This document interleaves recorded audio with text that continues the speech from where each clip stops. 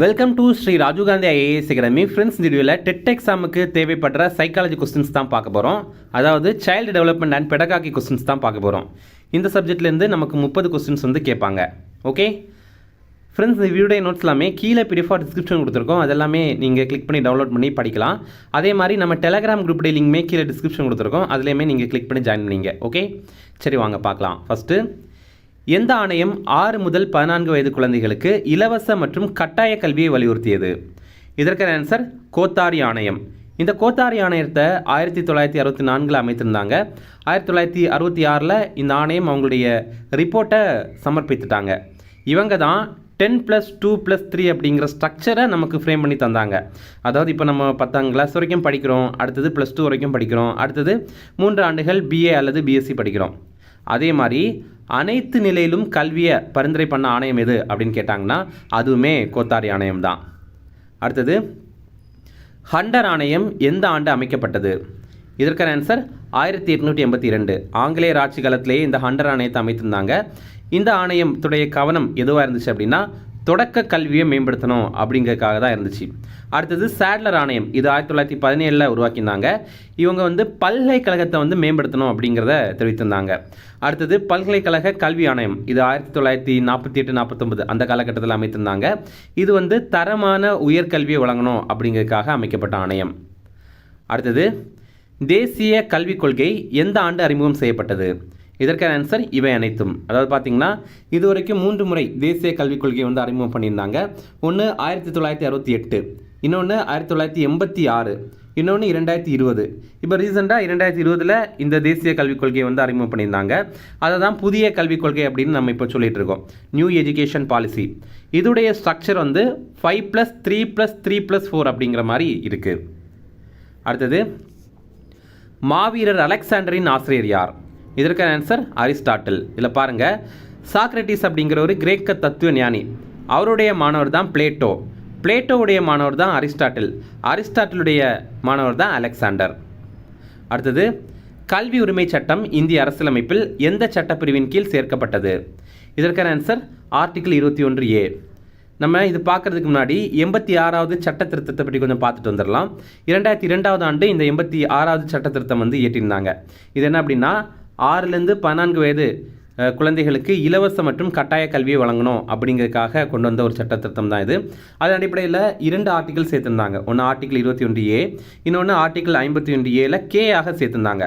Article 51A அப்படின்னா அடிப்படை கடமை, அதில் கே அப்படிங்கிற மாதிரி ஒரு புதிய பிரிவை சேர்த்து அடிப்படை கடமையில் கல்வியையும் கொடுக்கணும் அப்படிங்கிற சேர்த்துட்டாங்க. அதாவது ஆர்டிக்கிள் 51Aல கே என்ன அப்படின்னா 6 முதல் 14 வயது குழந்தைகளுக்கு இலவச மற்றும் கட்டாய கல்வியை வழங்கணும், அது வந்து பெற்றோருடைய கடமை அப்படின்றத தெரிவித்திருப்பாங்க. அப்புறம் இந்த கல்வி உரிமை சட்டமாக இயற்றப்பட்டது எப்படின்னா 2009. அது எப்போ நடைமுறைக்கு வந்துச்சு அப்படின்னா 2010 ஏப்ரல் 1 நடைமுறைக்கு வந்துச்சு. இது வந்து 6 முதல் 14 வயது குழந்தைகளுக்கு இலவச மற்றும் கட்டாய கல்வியை வழங்கணும் அப்படிங்கிறது தான். அடுத்தது, சில லேர்னிங் தியரிஸ் பார்க்கலாம். ஃபஸ்ட்டு, முயன்று தவறி கற்றல் என்ற கற்றல் முறையை அறிமுகம் செய்தவர் யார்? இதற்கான ஆன்சர் எட்வர்ட் தாண்டைக். இதில் பாருங்கள், ஒரு பசில் பாக்ஸ் எக்ஸ்பெரிமெண்ட்டை வந்து பண்ணுறாரு இவர். என்னென்னா ஒரு பூனையை வந்து ஒரு பாக்ஸுக்குள்ளாடி வைக்கிறாரு. அது ஒரு கண்ணாடி பாக்ஸ். அதுக்கு வெளியில் பார்த்தோன்னா அந்த பூனைக்கான உணவை அவர் வச்சுருக்காரு. இந்த பூனை வந்து என்னென்னமோ பண்ணி பார்க்குது, அந்த கதவை திறக்க முடியலை. அப்புறம் எதேச்சியாக இந்த லெவரை பிடிச்சி இழுக்குது, அந்த கதவை திறக்குது. அப்போது முதல்ல இது என்னென்னமோ பண்ணி பார்க்குது, கடைசியில் அதில் ஒன்று தான் அந்த கயரை பிடிச்சி இழுக்கிறது. அதை பண்ணி பார்க்கும்போது அது வந்து வெற்றி அடையுது. அப்போ இதுலேருந்து என்ன தெரியுது? ட்ரையல் அண்ட் எரர் மெத்தட் வந்து மூலமாக கற்றல் நடக்குது. அதாவது முயன்று தவறி கற்றல் அப்படிங்கிற ஒரு கற்றல் முறை இருக்குது அப்படிங்கிறத எட்வர்ட் தாண்டைக் வந்து கண்டுபிடிச்சிருக்காரு. பூனை வந்து 3ஆம் முயற்சிக்கு பிறகு சரியான முறையை வந்து கற்றுருக்கு. அடுத்தது, செயற்பாட்டு நிபந்தனை என்ற கருத்தை அறிமுகம் செய்தவர் யார்? இதற்கான ஆன்சர் பிஎஃப் ஸ்கின்னர். இதில் பாருங்கள், 2 எக்ஸ்பெரிமெண்ட் இருக்குது. ஒன்று பார்த்தீங்கன்னா ஒரு புறாவை வச்சு ஒரு எக்ஸ்பெரிமெண்ட்டை அவர் பண்ணுறாரு. அதாவது ஒரு புறாவை ஒரு பாக்ஸுக்குள்ளாடி போடுறாரு. அந்த புறா வந்து எதெல்லாமோ பண்ணி பார்க்குது. கடைசியில் அந்த கீ இருக்குல்ல, அதை வந்து அதனால் அழகால் கொத்துது. அப்படி அது கீயை அழகால் கொத்தும்போது அதில் வந்து உணவு தானியங்கள் வருது. அப்போது இதை தெரிஞ்சுக்கிட்ட அந்த புறா மறுபடி அந்த கீயை கொத்துது. அதுக்கு உணவு கிடைத்துட்டே இருக்குது. உணவு வராத நேரம் கூட இது வந்து குத்திட்டே இருக்குது. அப்போ என்னென்னா நமக்கு உணவு கிடைக்கும் அப்படின்ற மாதிரி அது நினைக்குது. இது ஒரு எக்ஸ்பெரிமெண்ட். இன்னொரு எக்ஸ்பெரிமெண்ட் என்ன அப்படின்னா, ஒரு எலியை ஒரு கூண்டுக்குள்ளே போடுறாங்க. அது கரெக்டான லெவரை பிடிச்சி இழுக்கும்போது அதுக்கு வந்து உணவு கிடைக்குது. ஆனால் அது தப்பாக ஏதாவது பண்ணுது அப்படின்னா அதுக்கு எலக்ட்ரிக் ஷாக்கு கிடைக்குது. இப்போது இந்த எலி வந்து ஷாக்கு கிடைக்கும் அப்படின்ற ஒரு பயத்திலேயே கரெக்டானதை மட்டும் செய்யணும் அப்படிங்கிறத இன்னும் கற்றுக்குது. ஓகேவா? அப்போது இதை கண்டுபிடிச்சது தான் யாருன்னா பிஎஃப் ஸ்கின்னர். நம்ம எக்ஸாமில் எப்படி கேட்பாங்க அப்படின்னா, செயற்பாட்டு நிபந்தனை அல்லது ஆப்ரண்ட் கண்டிஷனிங் அப்படிங்கிற கருத்தை சொன்னது யார் அப்படின்ற மாதிரி தான் கேட்பாங்க. இந்த எலி கதையோ அந்த புறா கதையோ பற்றி அவ்வளோ கேட்கறதுக்கு வாய்ப்பில்லை. ஓகேவா? அப்போது இதில் இன்னொரு விஷயம் நம்ம தெரிஞ்சுக்கணும். என்னென்னா, நேர்மறை ஊக்கம் மற்றும் எதிர்மறை ஊக்கம் மூலமாக கற்றல் நடக்குது அப்படிங்கிறத சொன்னதும் பிஎஃப் ஸ்கின்னர் தான். ஏன்னா இந்த ஒரு எக்ஸ்பெரிமெண்ட்டை நீங்கள் பார்த்தீங்கன்னா உங்களுக்கு தெரியும். அடுத்தது, பரம்பரை நிபந்தனை கோட்பாடு அறிமுகம் செய்தவர் யார்? இதற்கான ஆன்சர் இவான் பாவ்லோ. இது பாருங்கள், இது ஒரு எக்ஸ்பெரிமெண்ட். எப்படின்னா, ஒரு நாய் இருக்குது. அந்த நாய்க்கு முன்னாடி உணவு வைக்கிறாங்க. அந்த உணவை பார்த்த உடனே அந்த நாய்க்கு வந்து எச்சில் வருது. அதுக்கு அடுத்தது அந்த உணவு எடுத்துடுறாங்க. வெறும் பெல்லை மட்டும் அடிக்கிறாங்க. இந்த பெல்லை கேட்டவுடனே இந்த நாய்க்கு எந்த ஒரு உணர்வுமே வரலை. அதுக்கு அடுத்தது இப்போ உணவை அதுக்கு முன்னாடி காட்டுறாங்க, கூடவே பெல்லையும் அடிக்கிறாங்க. இப்போ என்னென்னா, அதுக்கு அந்த உணவை பார்த்தனால எச்சில் வருது. இப்போ அந்த உணவை எடுத்துடுறாங்க, கடைசியில் பெல்லை மட்டுமே அடிக்கிறாங்க. ஆனாலுமே இந்த நாய்க்கு இப்போது எச்சில் வருது. அப்போ இதுலேருந்து என்ன தெரியுது அப்படின்னா, இணைப்பு முற்றல், அதாவது இணைப்பதன் மூலமாக கற்றல் நடந்திருக்கு. அந்த உணவு கூட அந்த பெல்லை இணைத்தனால அதன் மூலமாக கற்றல் நடந்திருக்கு அப்படிங்கிறத நமக்கு வந்து தெரிய முடியுது. அடுத்தது, உள்ளுணர்வு கற்றல் என்ற கற்றல் முறையை கண்டுபிடித்தவர் யார்? இதற்கான ஆன்சர் வோல்ஃப்காங் கோலர். இது என்ன அப்படின்னா, கற்றல் வந்து உள்ளுணர்வு மூலமாக நடக்குது அப்படிங்கிறத அவர் தெரிவித்திருக்காரு. இது எப்படின்னா, ஒரு ரூமில் ஒரு சிம்பான்சியை வந்து அடைச்சி வைக்கிறாங்க.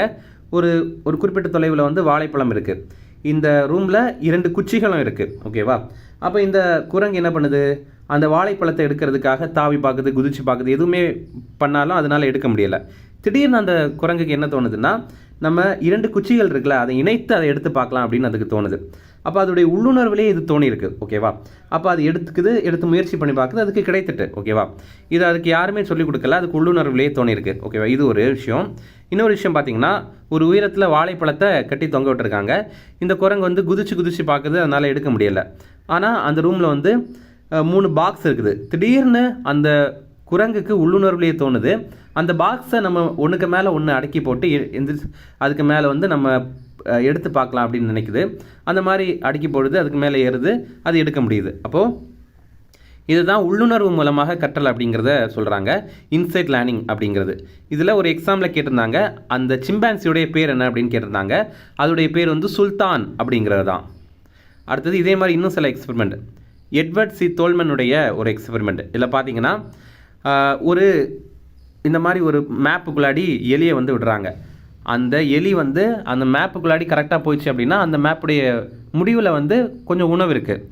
அப்போது இந்த எலி என்ன பண்ணுது, அந்த மேப்பு கண்டுபிடிச்சி கஷ்டப்பட்டு உள்ளே போயிடுது. போனோடனே அதுக்கு உணவு கிடைக்குது. 2வது முறையும் அதே எலியை நீங்கள் விட்டிங்கன்னா அது வந்து ஈஸியாக போயிடுது. ஏன்னா முதல் வாட்டி அது ஓரளவு கற்றுட்டு 3வது முறை 4வது முறையெல்லாம் பண்ணும்போது அது ரொம்ப ஈஸியாக போயிடுது. ஏன்னா அந்த மேப்பையே அது மனப்பாடம் பண்ணி வச்சிருது. ஓகேவா? இது ஒரு பக்கம். இன்னொரு பக்கம் பார்த்தீங்கன்னா, அந்த மேப்புக்குள்ளே போகலை அப்படின்னா கூட இன்னொரு எலிக்கு அது சாப்பாடு கொடுத்துட்டே இருக்காங்க. அப்போது இந்த மேப்புக்குள்ளாடி போகணும் அப்படிங்கிற கான்செப்ட் அந்த எலிக்கு வந்து தோணவே இல்லை. அதாவது நம்ம இந்த உள்ளே போனாலே என்ன, போகாட்டாலும் என்ன, நமக்கு வந்து சாப்பாடு கிடைக்க தானே போகுது அப்படிங்கிறதுனால அது வந்து உள்ளே போகவே மாட்டேங்குது. அது அப்படியே வெளியே இருக்குது.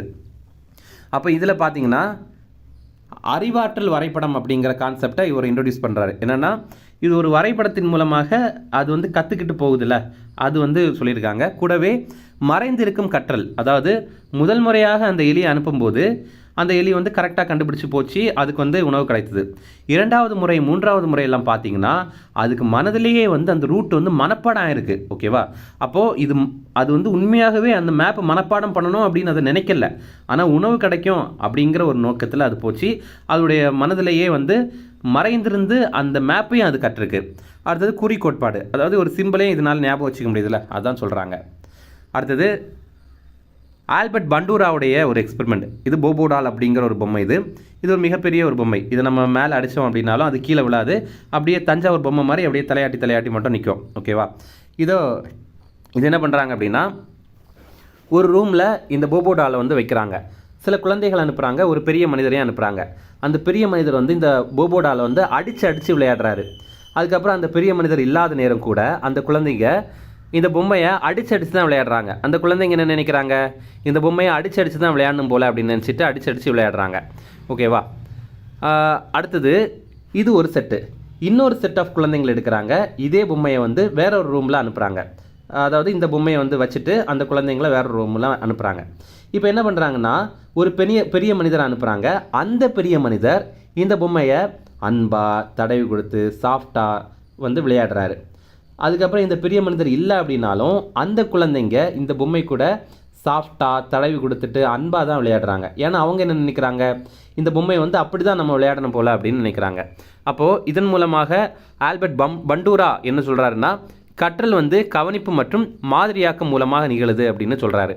இதில் எக்ஸாமில் இப்படி கூட கேட்கலாம், ஆல்பர்ட் பண்டூரா உபயோகப்படுத்தின எக்ஸ்பெரிமெண்ட் இருக்குல்ல, அதில் பயன்படுத்தின அந்த டாலுடைய பேர் என்ன, அந்த பொம்மையுடைய பேர் என்ன அப்படின்னா அது போபோ டால் அப்படிங்கிறது தான்.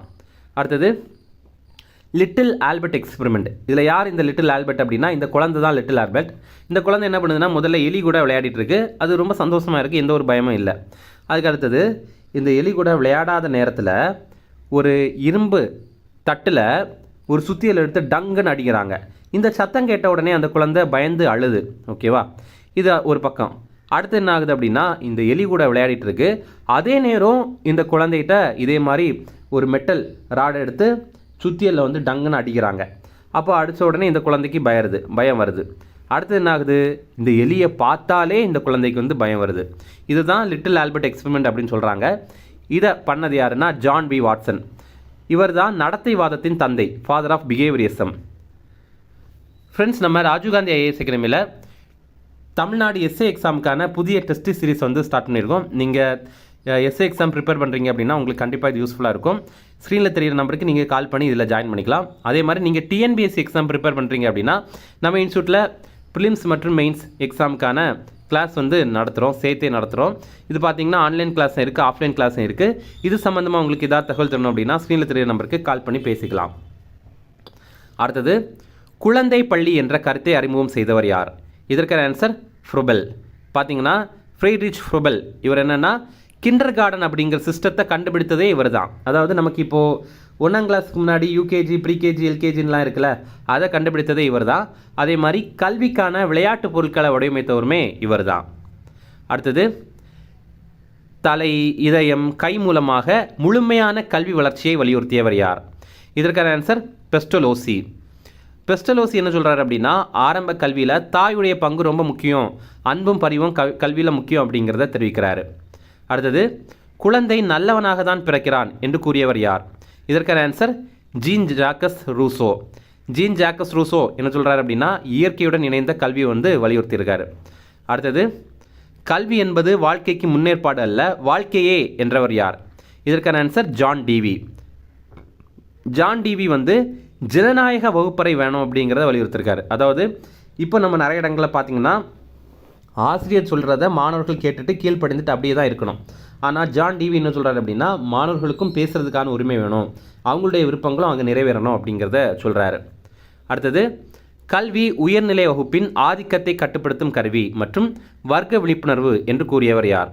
இதற்கான ஆன்சர் காரல் மார்க்ஸ். இப்போ நமக்கு வெற்றிமாறனுடைய திரைப்படங்களில் சொல்கிறாங்கல்ல, கல்வி ரொம்ப முக்கியம், அதுதான் நம்ம வந்து நம்மளை ஒடுக்கிறவங்களை விட நம்ம வந்து மேலே வரணும்னா அதுதான் நம்ம பண்ணணும் அப்படின்ற மாதிரி சொல்கிறாங்கல்ல, அந்த மாதிரி ஒரு கான்செப்டை சொன்னது வந்து காரல் மார்க்ஸ் தான்.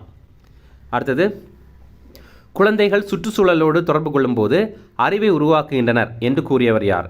இதற்கான ஆன்சர் ஜான் பியாகே. நம்ம வந்து ஜீன் பியாகெட்டுன்னு வாசிடக்கூடாது, ஜீன் பியாகே அப்படின்னு தான் வாசிக்கணும். ஓகேவா? இவர் என்ன சொல்கிறார் அப்படின்னா, அந்த குழந்தைகள் வந்து சுற்றுச்சூழல் கூட தொடர்பு கொள்ளும்போது தான் கொஞ்சம் கொஞ்சமாக கற்றுப்பாங்க அப்படிங்கிறத சொல்கிறாங்க. ஓகேவா? அப்படி தான் அறிவு உருவாகுது அப்படிங்கிறதையும் தெரிவிக்கிறாரு. அடுத்தது, குழந்தைகள் இன்றைய அறிவை அடிப்படையாக கொண்டு புதிய அறிவை உருவாக்குகின்றனர் என்று கூறியவர் யார்? இதற்கான ஆன்சர் ஜெரோம் ப்ரூனர். இவர் தான் சுழற்சி பாடத்திட்டம் அப்படிங்கிற கான்செப்டை இன்ட்ரடியூஸ் பண்ணார். இது என்ன அப்படின்னா ஸ்பைரல் கரிக்குலம் அப்படின்னு இங்கிலீஷில் சொல்லுவாங்க. சிக்கலான கருத்துக்களை வந்து முதல்ல எளிமையாக அறிமுகப்படுத்தணும், அடுத்தது கொஞ்சம் கொஞ்சமாக அது சிக்கலாக மாற்றணும் அப்படிங்கிறத தெரிவிக்கிறாரு. அதே மாதிரி கண்டறிந்து கற்றல், டிஸ்கவரி லேர்னிங் அப்படிங்கிறத வலியுறுத்தினதுமே ஜெரோம் ப்ரூனர் தான். அடுத்தது, கெஸ்டால்ட் என்ற ஜெர்மன் மொழி சொல்லின் பொருள் என்ன? இதற்கான ஆன்சர் முழுமை.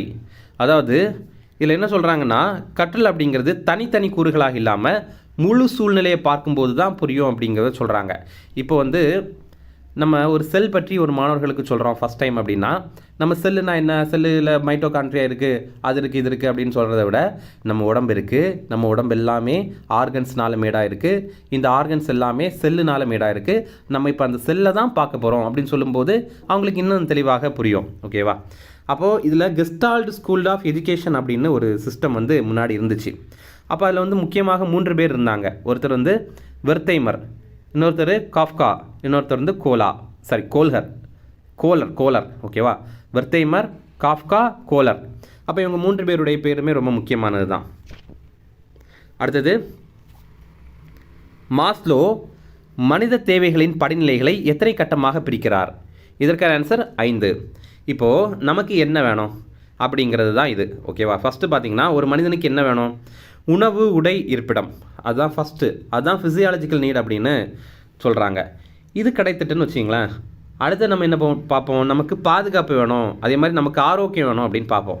இதுவுமே நமக்கு கிடச்சிட்டு அடுத்து நம்ம என்ன பார்ப்போம்? நமக்கு வந்து கனெக்ஷன் வேணும் அப்படின்னு பார்ப்போம். அதாவது நமக்கு வந்து அன்பு வேணும், நண்பர்கள் வேணும், காதலன் வேணும், காதலி வேணும், மனைவி வேணும், கணவன் வேணும், இந்த மாதிரிலாம் பார்ப்போம்.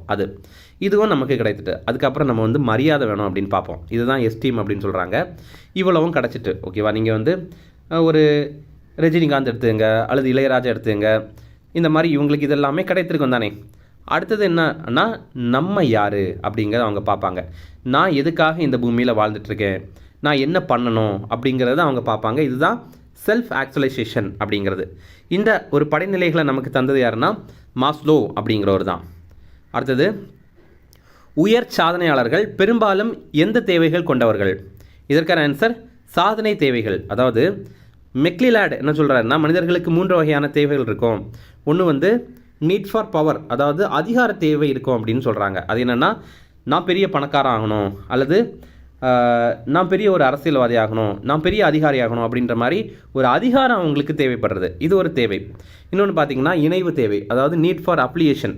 இது என்னென்னா, எனக்கு ஒரு நண்பன் வேணும், எனக்கு ஒரு துணைவு வேணும், எனக்கு ஒரு மனைவி, ஒரு காதலி வேணும், அல்லது ஒரு கணவன் வேணும், இந்த மாதிரிலாம் நினைக்கிறது இணைவு தேவை. அடுத்தது 3வதாக சாதனை தேவை அப்படிங்கிறது. இது பார்த்திங்கன்னா, நான் ஏதாவது சாதனை படைக்கணும், நான் இந்த எவரெஸ்ட் சிகரத்து மேலே ஏறணும், அல்லது நான் ஏதாவது கின்னஸ் சாதனை படைக்கணும், இந்த மாதிரிலாம் நினைக்கிறாங்கல்ல, இது சாதனை தேவை, நீட் ஃபார் அச்சீவ்மெண்ட். அப்போது உயர் சாதனையாளர்கள் பெரும்பாலும் இந்த சாதனை தேவைகள் அடிப்படையில் கொண்டவங்க தான் அப்படின்னு மெக்லிலாண்ட் வந்து சொல்கிறாரு. அடுத்தது, இரு காரணி கோட்பாடை பரிந்துரைத்தவர் யார்? இதற்கான ஆன்சர் சார்லஸ் பியர்மேன். இதில் பாருங்கள், சார்லஸ் பியர்மேன் வந்து ஜி ஃபேக்டர், எஸ் ஃபேக்டர் அப்படின்னு 2ஆக பிரிக்கிறாரு.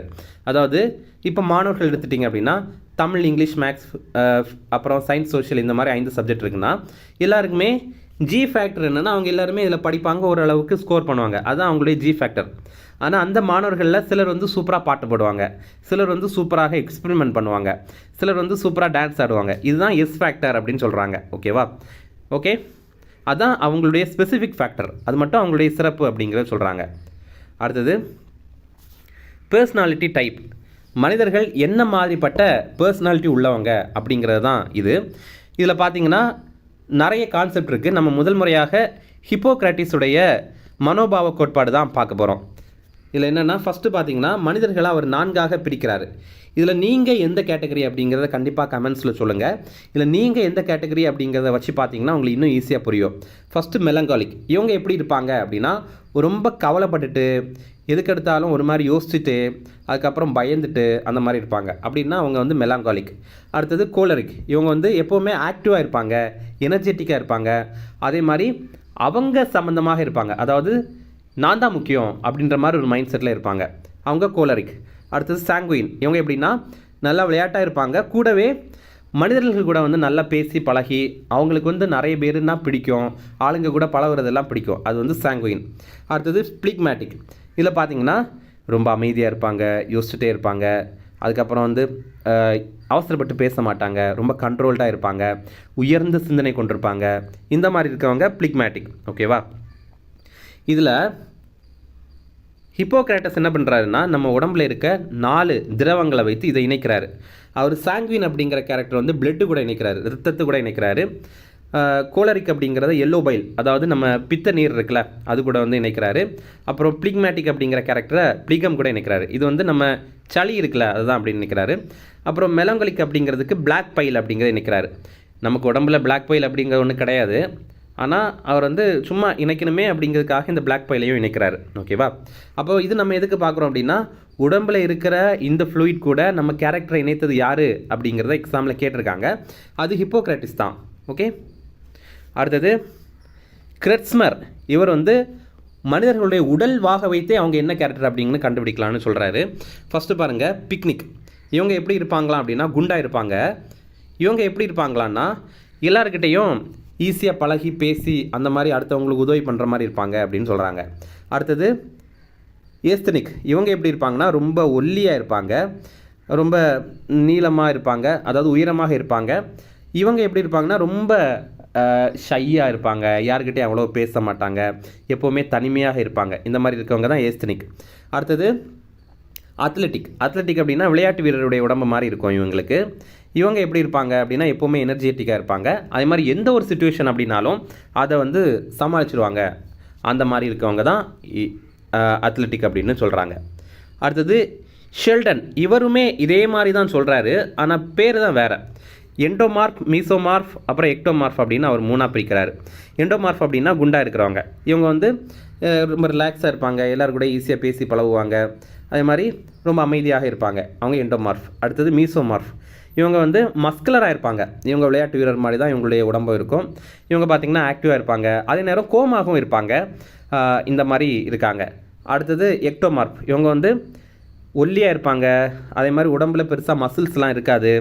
இவங்க எப்படி இருப்பாங்களா அப்படின்னா ரொம்ப பயந்துட்டு அப்புறம் ரொம்ப சென்சிட்டிவாக இருப்பாங்களாம். ஓகே, அடுத்தது சிக்மண்ட் ஃப்ராய்டு, ரொம்ப முக்கியமானவர்.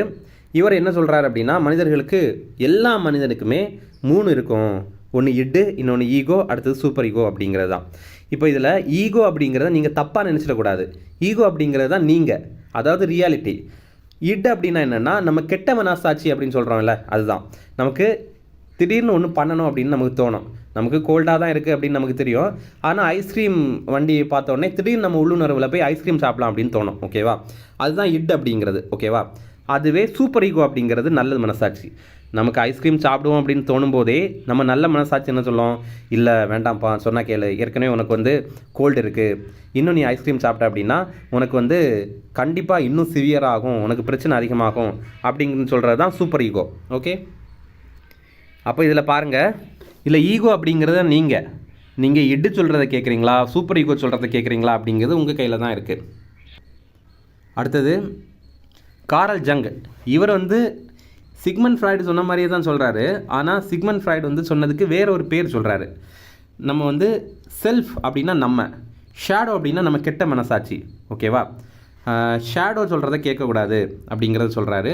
அதே நேரம் பெர்சோனா அப்படின்னா அது ஈகோ, அது வந்து நல்ல மனசாட்சி அப்படின்ற மாதிரி அவர் சொல்கிறாரு. இது நம்மளுடைய மனசுக்குள்ளாடி இருக்கிறது. அடுத்தது நம்ம வந்து இப்போ நிறைய இன்ட்ரோவர்ட்டு எக்ஸ்ட்ரோவர்ட்டு அப்படின்ற மாதிரி கேள்விப்பட்டிருப்போம். அந்த ஒரு கான்செப்டை சொன்னதுமே காரல் ஜங் தான்.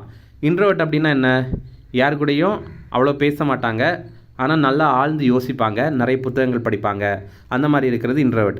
எக்ஸ்ட்ரோவர்ட் அப்படின்னா எல்லாருக்கிட்டையும் நல்லா பேசுவாங்க, பழகுவாங்க, அப்புறம் நல்லா இப்படி ரொம்ப சோஷியலாக இருப்பாங்க, அந்த மாதிரி இருக்கிறது தான் எக்ஸ்ட்ரோவர்ட். ஓகே, அடுத்தது லாஸ்ட்டாக வந்து நம்ம இந்தியாவுடைய கல்வி முறைகளை கொஞ்சம் பார்க்கலாம். ஃபஸ்ட்டு காந்தி நைட் தாலிம் அப்படிங்கிற ஒரு சிஸ்டத்தை வலியுறுத்துறாரு. அது என்னென்னா தொழிலோடு இணைந்த கல்வி அப்படிங்கிறது தான் நைட் தாலிம். அதை இன்ட்ரடியூஸ் பண்ணது, அதை வலியுறுத்தினது யார் அப்படின்னா அது வந்து காந்தி தான். அதே மாதிரி தாய்மொழி கல்வியும் வேணும் அப்படின்னு காந்தி தெரிவித்திருப்பார். அடுத்தது ரவீந்திரநாத் தாகூர். இவர் சாந்திநிகேதன் அப்படின்னு ஒரு பகுதியை அமைத்திருக்காரு. எங்கன்னா மேற்கு வங்காளத்தில் தான் அமைத்திருக்காரு. அங்கே அவர் விஸ்வபாரதி பல்கலைக்கழகத்தையும் அமைத்திருந்தார். 1921 ஆண்டு அதை அமைத்திருந்தாங்க. இது வந்து ஏற்கனவே எக்ஸாமில் கேட்டிருக்காங்க. அடுத்தது சுவாமி விவேகானந்தர். இவர் வந்து ஆன்மீகம் மற்றும் தேசப்பற்ற அடிப்படையிலான கல்வி வேணும் அப்படிங்கிறத வலியுறுத்தியிருக்காரு. அடுத்தது ஜே கிருஷ்ணமூர்த்தி. இவர் என்ன சொல்கிறார் அப்படின்னா பயம், ஒப்பீடு மற்றும் இயந்திரத்தனமான பழக்கங்கள் இல்லாத கல்வி வேணும் அப்படிங்கிறத தெரிவித்திருக்காரு. அடுத்தது ஸ்ரீ அரவிந்தர். இவர் என்ன சொல்கிறாரு, உடல், உயிர், மனம், ஆன்மீகம் இதெல்லாம் உள்ளடக்கிய கல்வி வேணும் அப்படின்னு தெரிவித்திருக்காரு. அவ்வளோதான் ஃப்ரெண்ட்ஸ். இந்த வீடியோவை நீங்கள் இவ்வளோ நேரம் பொறுமையாக பார்த்துட்டு இருந்ததுக்கு ரொம்ப நன்றி. இந்த வீடியோ பிடிச்சிருந்தா கண்டிப்பாக லைக் பண்ணுங்கள். இதே மாதிரி இதே மாதிரி நமக்கு டெட் எக்ஸாமுக்கு என்னென்ன வீடியோ வேணும் அப்படிங்கிறத கமெண்ட்ஸில் சொல்லுங்கள். நம்ம முடிஞ்ச வரைக்கும் போடலாம். Okay, thank you.